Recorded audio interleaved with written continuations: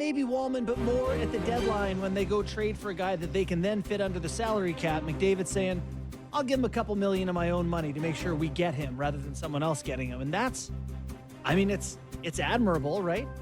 First and foremost, on a personal level, it's very cool. I know you don't, I shouldn't say no. I'm guessing you don't love it from an at-large team. Yeah, at the face value, I think it's important that our best players look like our best players, and this salary doesn't reflect that. But we're in a different world here, and maybe we'll get Commissioner Bettman's thoughts on this world that we're in and the realities that it just doesn't happen. And at the end of the day, this is Connor's call. Could have signed this July 1st, could have signed it in July, August. Okay, it's October. Came to the conclusion over the course of the summer and training camp that I'm not taking a dime from you, Edmonton. Not a dime of a raise. I'm going to try to talk here, boys. Okay, So McKee was at both games this weekend. I went to both games. So where I'm at right now is a miracle of modern science. Woke up this morning, could not speak. So I'm at this point. I'm not going to get much louder than this because it'll really start to squawk.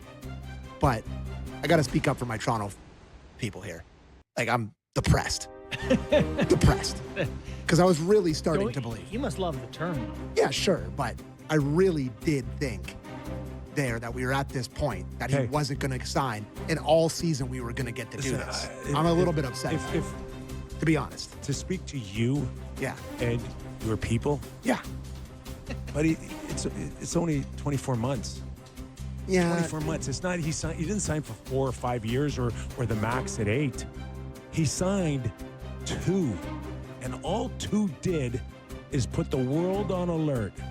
We are on the clock. There better be a Stanley Cup within 2 years, or I am out of here. It is a public, and I think that's acceptable, but it's a public statement that we have to be good. We have to be good. We have to be good in this time. We have to be good when we get 2 years from now. We have to be good, and I think that's fine. I'm not saying it's Toronto or wherever it is, but he will look a lot harder 2 years from now if, in fact, things don't go well. But don't you think this protects him totally now?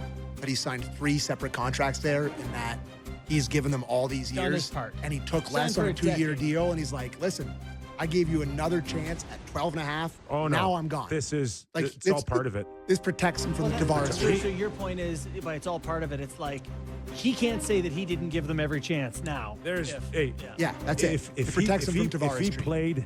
If he played out his last year, this year, without any commitment, he would have turned himself into a villain. He would have had the potential to, for sure. Potential to. Yeah. Now, not a chance. Not a chance. Even if he walks in 2 years, and I know it's this year plus 2 years, but that third year, if they don't win a cup in 2 years and it doesn't look good, he ain't playing the third year. He's moving. He's going to ask for a trade. They're going to move him. So you are on the clock for this year and next year to win a Stanley Cup. Which I think is reasonable to give a team who's been to the Cup final 2 years in a row. And when he walks, no one can look him in the eye and say, you screwed us. Yeah. Yeah, and... like the Islanders did with Tavares. Right. Yeah, I think that's fair. I also... you've been saying during some of our first couple weeks of shows, like, what is going to change for him? What's going to he's going to wake up? Yeah. What's going to be different? Yeah. Today than it was whatever. Yeah. And what I think was different is that we're a couple days from the season starting, and he doesn't want to hear it. He wants to play hockey. He doesn't want every scrum to be, what are you doing? Could have figured that out earlier, in my opinion. He could have, for sure. And I but he didn't have to. He didn't. I think it just shows that. I think it's part of the message that's included to the Edmonton Oilers management team and the ownership that I'm not giving you the rest of my career here. Right? They just showed a highlight while you were talking. It would have made it more comfortable for them, and I think that is the why he sat for so long. I'm not letting you relax, and certainly this deal should not make Edmonton Oilers fans feel any better than I know it's kicking the can down the road. Yeah. It's just kicking it down the road. So okay, that's fine. It's better than him walking after this year to give him 2 more years. But there's still a pretty clear message here that me staying here the rest of my career is not a foregone conclusion. He also, with this, he also put an end date on Stan Bowman's tenure, right? He 100% said, here's extra money, millions extra, $5 million extra that I could be worth that I'm not taking for the next 2 years. More. Well, yeah, more. Some people have said, Kaprizov just got 17. Like, if he wanted it. sure, you get 18. Yes. Whatever. Oh, he turned down 8. 8 years at a Oh, number yeah. like that, yeah. Oh, yeah. No. He turned down the biggest contract in NHL But history. this is my point with- Past Kaprizov. Oh, I'm sure. Just didn't want it. Yeah. But this is it with Bowman, where he basically said, you figure it out with all this extra money and superstars on a discount. And if he doesn't, if Bowman can't, now they're 4 or 5 years from now of McDavid and Draisaitl, and it doesn't work. I think people in Edmonton, not that they should, not that it's right, but people in Edmonton be like, you gotta go. Yeah. You know, you had the open window there, it didn't work. So to me, it's just a little bit of pressure on Bowman, which is, that's sports, it's pressure. Oh, a ton of pressure on all of them. Absolutely all of them. And I don't pretend here to know where every draft pick and every asset's gone, but it's one thing to say, okay, McDavid gave you all this extra money to go fix it, but who is it, how much, and how many more assets can they give up? Like I don't think they're sitting pretty right now with an open book now to just go get whoever they want at whatever price that they think that they can pay. They have their firsts in 27, 28.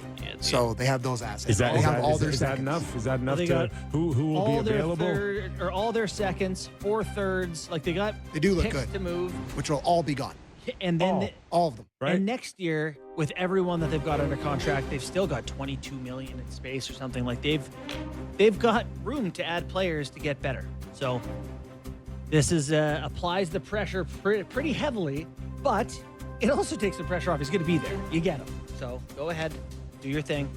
There's no reason the Oilers shouldn't be very good this year.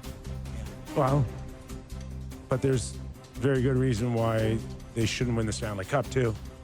What would that be? A goalie? They got Connor Ingram. Didn't solve the problem. No, well, Yeah. I don't know. He's a talented guy. If he can go to another level, yeah, maybe. Is the defense good enough to win right now?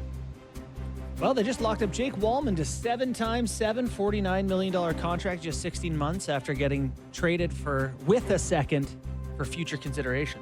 Yeah, what was that? Detroit just gave up on him, and now he's $50 million D-man 16 months later. That's crazy. You got a raise. Yeah, he made 3.4 He got a last year. raise, but Connor didn't get a raise. How about anybody else moving forward here? Like, who needs a contract, and how do you go in there and say, I want a good raise? What's It's Bill like, Guerin think? What's Bill Guerin think?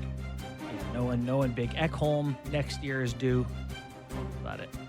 Also Skinner. Some suggestion that this won't help Jack Eichel and a few other Kyle players Connor. moving